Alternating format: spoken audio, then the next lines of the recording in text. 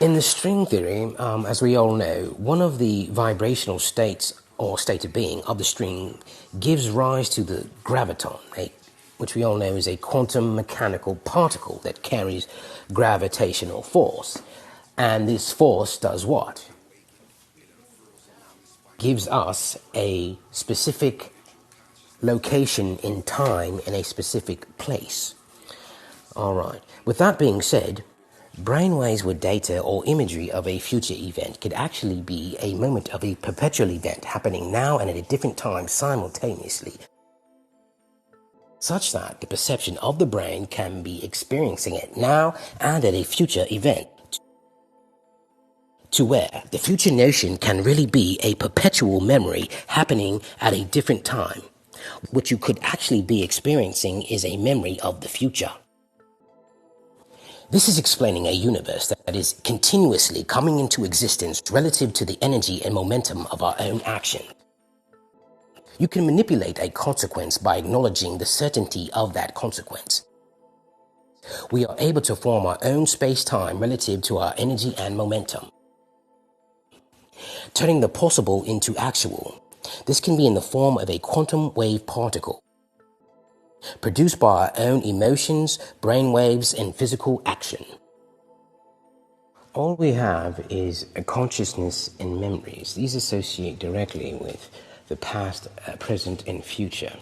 Now, the future and the past are directly associated with one another. I'm sorry, you had a question, sir?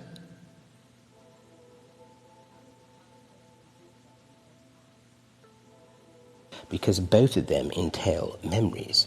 The present is consciousness, it's your current state of consciousness. And the way they all intervene with one another is that you could use your present consciousness to perceive a memory, and that is how they all connect.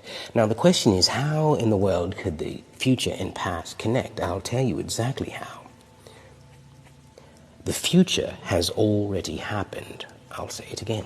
The future has already happened. You're just not there yet.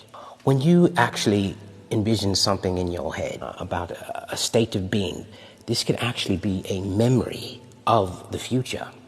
So imagine your intention, then imagine your state of being in detail post intended accomplishment. Who you'll be talking to, what you'll be doing that day, the feeling that you'll have. Go into great depth and detail.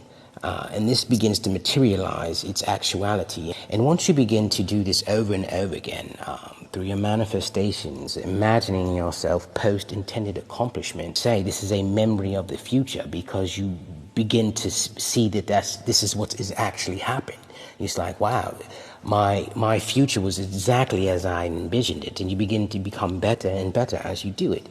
And that's why we say it is a memory of the future, because you're certain.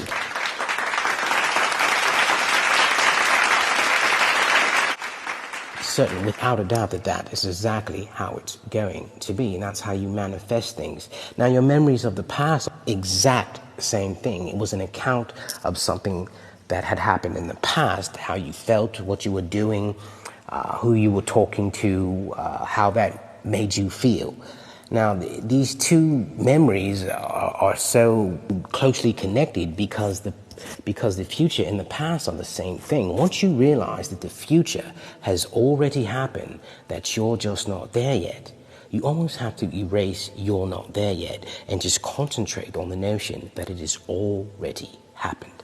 And one of the other things about the past, I want you to think of a childhood memory that's very vivid, or think of a childhood memory that seems like it was almost just yesterday. Now, take that perception that it happened just a moment ago. Then I want you to think of a time when you were stuck at work and you were waiting to go, and it seemed like time was just taking forever. You kept looking at the clock. It's like, are you kidding me? That was only 20 minutes. It seems like an eternity. You're just staying there. And then I want you to think about how people say their children grow up so fast.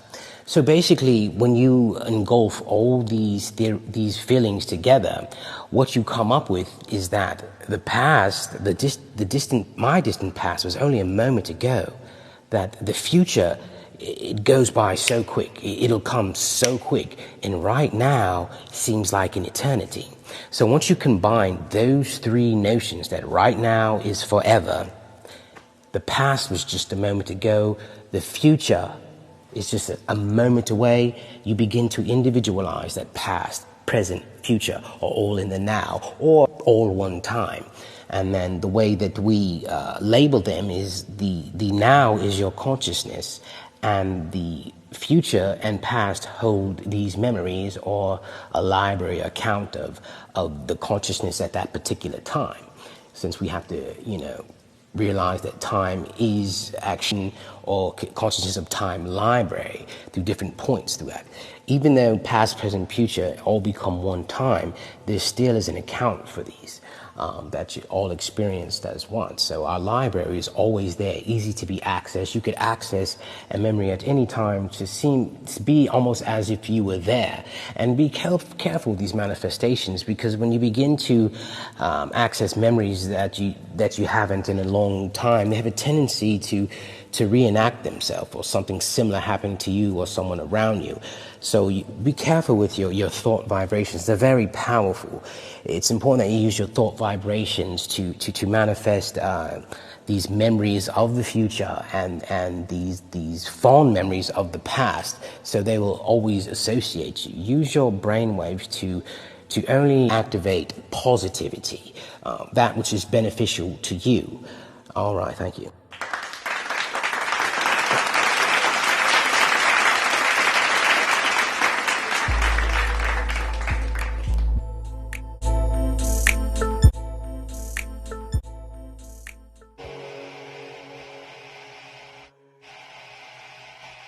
Okay.